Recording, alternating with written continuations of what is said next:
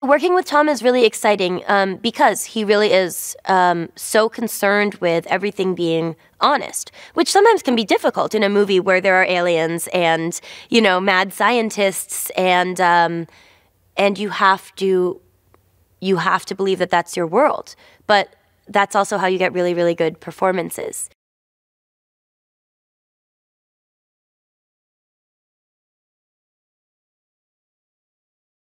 It has a little bit of everything, and for movies that are based off of comic books, I don't really know that I know another movie that's been like this one before, which is really, really exciting.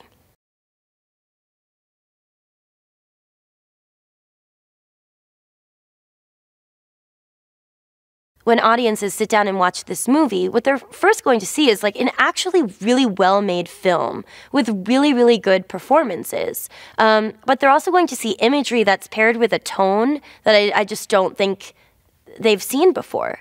So I think everyone's jaws are going to drop and that their eyes are going to be open, and then they're probably going to forget to eat their snacks.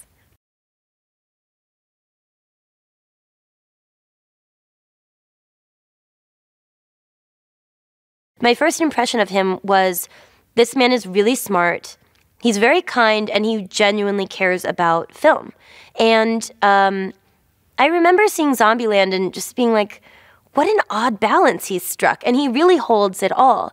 And I think, you know, one of the main reasons why I wanted to do this project was not just because I wanted to see what kind of what this job, having a larger film to be in, would be like, but because I think Ruben is such an interesting person and he has such a unique perspective.